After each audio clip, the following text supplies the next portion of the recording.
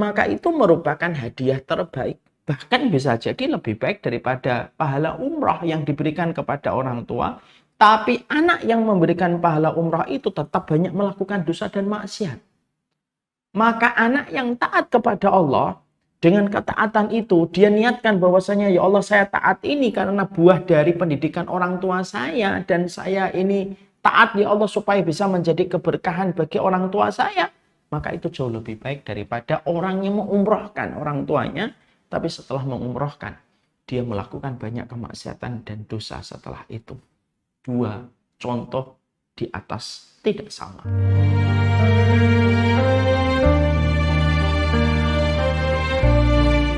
Sekarang mari kita menerjemahkan. Birrul walidain itu artinya apa? Kan kita harus tahu konkretnya birrul walidain itu bagaimana. Karena banyak di antara manusia, banyak di antara orang itu suka mendefinisikan bahwasanya arti birrul walidain anak kepada orang tua itu hanya sekedar memberikan uang bulanan. Hanya sekedar memberikan uang bulanan. Sesuai dengan kebutuhan rumah yang dia lihat dengan perkiraan yang dia tetapkan. Lalu dia merasa setiap uang yang dia transfer, setiap uang yang dia berikan dan dia hadiahkan kepada orang tuanya, itu mewakili seluruh kebaikan pada kata birrul walidain. Lalu sudah merasa cukup dengan perbuatan itu. Ya. Ini tentunya bukan berarti salah 100%, tapi juga tidak benar 100%. Bahwasanya mendefinisikan arti birrul walidain itu semata-mata uang yang kita berikan, finansial yang kita sisihkan untuk orang tua kita. Dan itu kita anggap dengan sebuah mindset dan persepsi. Bahwasanya uang yang saya berikan kepadanya itu mewakili dari semua birrul walidain yang ada pada kewajiban kita selaku anak untuk mendapatkan pintu tengahnya surga. Kalau kita hanya mendefinisikan uang, maka itu salah. Karena itu tidak benar 100%. Dan itu tidak membedakan kita dengan anak-anak dari setiap orang tua yang tidak beriman kepada Allah. Banyak keluarga-keluarga non-muslim, anak-anak mereka juga memberikan uang kepada orang tua mereka. Padahal kan tidak sama antara orang yang beriman sama orang yang tidak beriman. Maka akhirnya, lalu pertanyaan untuk kita, lalu apa definisi birrul walidain? Yang betul-betul harus kita mengerti dan harus kita pahami. Supaya jangan sampai kita keliru pada sisa kehidupan kita bersama orang tua, salah mendefinisikan birrul walidain, akibatnya bisa fatal. Sehingga menganggap uang itu mewakili birrul walidain, padahal uang itu tidak mewakili seluruh kebutuhan birrul walidain yang harusnya menjadi kewajiban kita kepada orang tua. Ya. Nah, sekarang mari kita bedah. Kalau memang uang bulanan dan nafkah bulanan yang kita setorkan dan kita berikan tidak mewakili arti dari birrul walidain seluruhnya, lalu arti dari birrul walidain ini apa? Yang sejatinya harus kita pahami. Para ulama memiliki beberapa makna. Mari kita mempelajari satu persatu makna ini untuk memberikan referensi kepada kita dan semoga menjadi petunjuk untuk kita.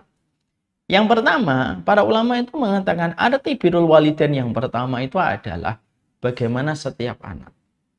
Kalau mereka menjadi seorang anak pada keturunan orang tuanya, arti birrul walidain yang pertama itu apa? Jadilah anak yang taat kepada Allah. Itu sudah merupakan bagian dari birrul walidain. Ya. Jadi ketaatan manusia kepada Allah setelah dia memiliki orang tua, lalu dia betul-betul berusaha untuk menjadi hambanya Allah, dia beribadah kepada Allah, dia berusaha untuk meninggalkan yang haram dan berusaha untuk terus mengerjakan yang halal.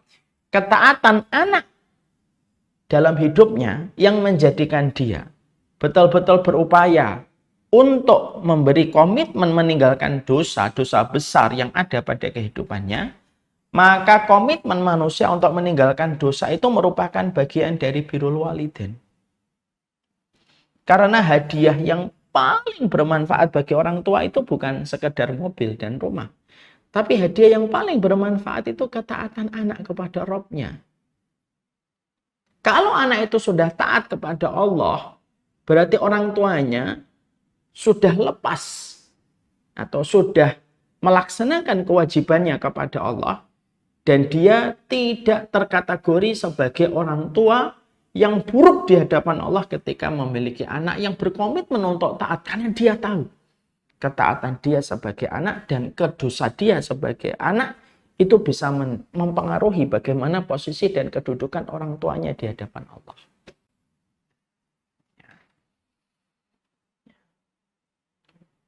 Makanya kesolihan itu merupakan hadiah pertama dalam proses birrul walidain.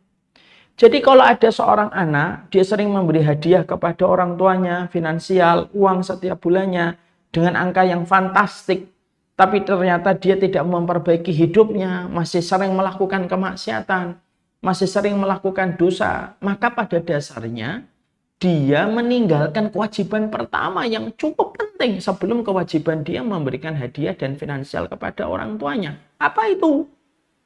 Kewajiban pertama itu taat kepada Allah untuk menjadi sebuah presiden yang baik untuk orang tua kita di hadapan Allah.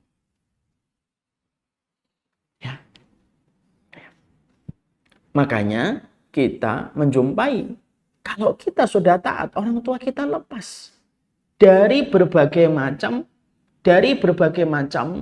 tanda kemurkaan Allah kepada orang tua. Salah satunya, mari kita merenungkan sebuah riwayat yang datang dari Rasulullah Shallallahu Alaihi Wasallam. Nabi pernah berucap di dalam salah satu untayan doanya, "Atadruna manir rukubu fiikum?" Ya. Apakah kalian mengetahui siapa orang yang paling mandul di antara kalian? Para sahabat langsung menjawab dong ketika Nabi mengatakan, siapa orang yang paling mandul di antara kami ya Rasulullah? Maka dijawab oleh Rasulullah Shallallahu Alaihi Wasallam, malayuladun, orang yang tidak punya keturunan ya Rasulullah, itulah mandul di antara kita.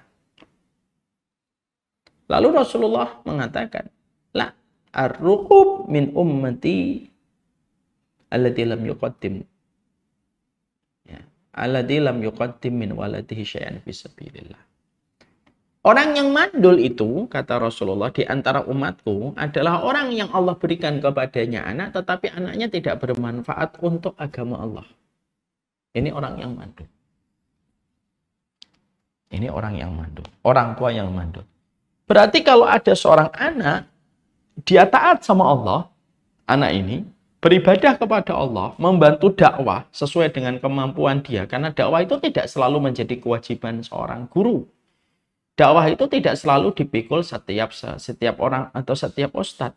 Tapi dakwah itu juga dipikul sama setiap orang dan dalam memberikan kontribusinya sesuai dengan apa yang dia mampu. Kalau anaknya taat lalu dia membantu agama Allah sesuai dengan apa yang dia mampu, maka orang tuanya tidak lagi dianggap oleh Allah menjadi orang tua yang mandul ketika anak itu taat kepada Allah. Dan inilah merupakan kewajiban yang pertama di dalam kitab Birrul Walidain. Saya pernah ditanya sama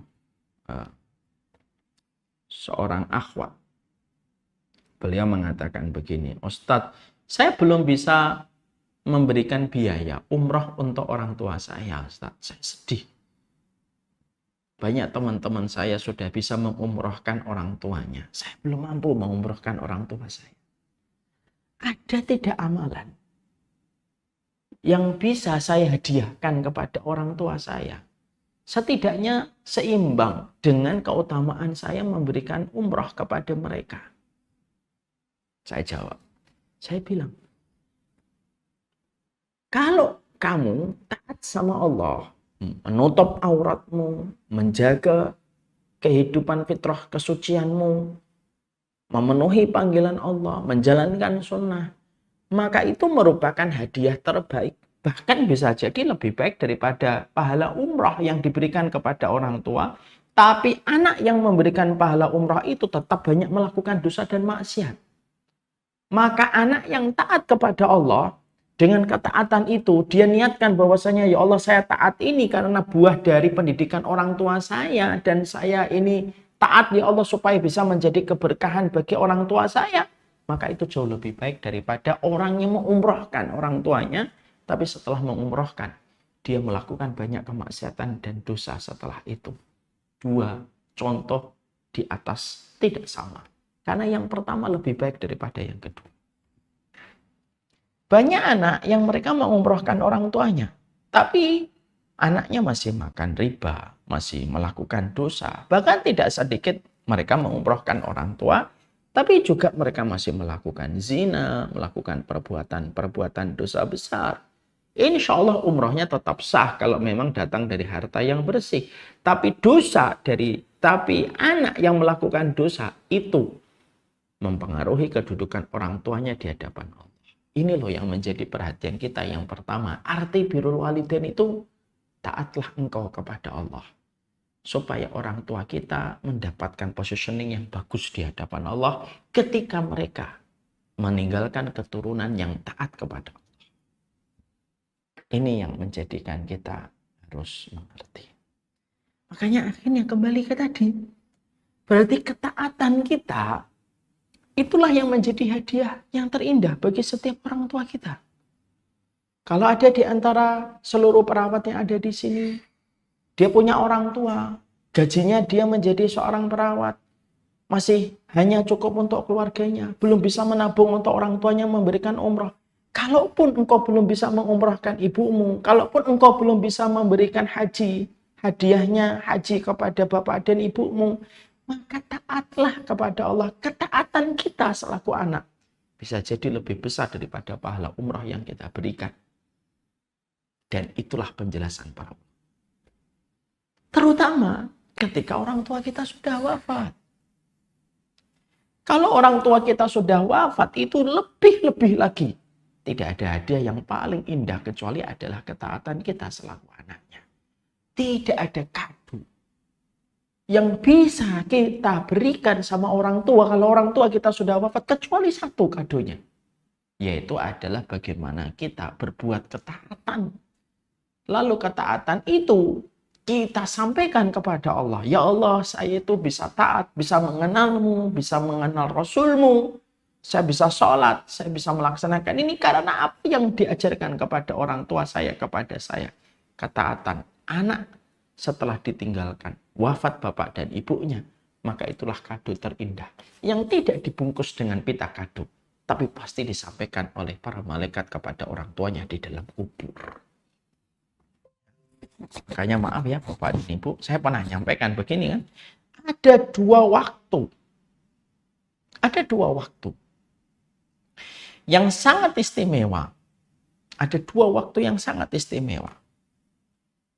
Yang harusnya pada dua waktu itu kalau manusia sudah melewatinya, dia harus berusaha untuk narik tuas rem. Supaya dia tidak lagi gampang untuk melakukan dosa. Jadi ada dua waktu manusia itu supaya tidak lagi gampang untuk melakukan dosa. Dua waktu itu kapan? Satu, kalau seorang laki-laki dan perempuan sudah punya anak, sudah tarik tuas maksiat dari kehidupanmu. Kenapa? Karena kemaksiatan yang kamu lakukan berdampak dan berimpak kepada anak. Yang kedua. Kapan itu? Yang kedua, ketika orang tuamu sudah wafat. Kalau orang tuamu sudah wafat, sudah meninggal dunia, sudah. Berusahalah untuk berhenti dalam setiap dosa-dosa besar supaya tidak terjerumus kepada dosa-dosa besar. Kenapa Ustadz? Karena sesungguhnya kalau setiap anak ditinggalkan orang tuanya, ketika orang tuanya sudah wafat, anaknya masih melakukan dosa dan melakukan kemaksiatan besar, maka anaknya setiap mendoakan orang tuanya tidak akan nyampe kepada orang tuanya. Karena apa? Maksiat terhalang oleh dosa. Karena doa terhalang oleh dosa. Dan ini yang menjadikan kita paham. Jadi birrul walidain yang pertama itu apa? Berusahalah untuk taat. Supaya bisa menjadi presiden yang baik untuk orang tua kita di hadapan Allah. Dan itu hadiah terbaik. Itulah kado terindah. Jangan sedih. Jangan sedih Bapak dan Ibu. Jangan sedih Mbak. Jangan sedih Mas. Kalau memang kita sampai sekarang belum bisa ngumrohkan orang tua kita. Allah tahu kemampuan harta. Yang membagi harta itu kan juga datang dari Allah. Ada yang diuji oleh Allah sulit untuk mendapatkan harta. Berdampak kita sulit untuk menyisihkan uang kita di dalam memberikan hadiah kepada orang tua. Tapi selama kamu taat kepada Allah, itu sudah lebih dari cukup yang dibutuhkan sama orang tua. Dan itu makna birrul walidain. Makanya maaf sekali lagi, kalau ada di antara kita hari ini belum bisa ngasih uang, belum bisa belikan motor ketika bapak sudah sepuh, belum bisa ngasih ketenangan untuk mereka di masa tua gitu. Ganti ketidakmampuan kita untuk itu dengan ketaatan kita kepada Allah. Maka itulah sejatinya yang menjadi birrul walidain makna yang pertama. Ini hadiah terbaik. Makanya kalau kita sering menjumpai ada seorang anak pinter, sekolahnya pinter, ke luar negeri beasiswa. Ya, itu sudah sebuah keistimewaan ya. Tapi kalau bagi saya secara pribadi, saya tidak terlalu iri. Oh, anaknya dia sekolah di sini, sekolah di luar beasiswa. Menurut saya masih biasa. Tapi kalau ada anak taat sama Allah, menjaga betul bagaimana ketaatan dia kepada Allah, tutur katanya baik, ibadah sunnahnya baik. Ini loh yang membuat kita ini betul-betul cemburu. Kenapa? Karena setiap anak yang sudah taat kepada Allah pada kehidupannya, sebenarnya dia telah menanggung separuh beban orang tuanya di akhirat dengan kesolihan dia selaku anak dari orang tuanya itu. Ya. Jadi ini yang akhirnya menjadikan kita berkomitmen. Ya taat. Ada orang tua kita nih. Yang mereka akan merasakan dampaknya langsung dari ketaatan kita dan merasakan dampaknya langsung dari kemaksiatan kita. Hadiah yang terbaik.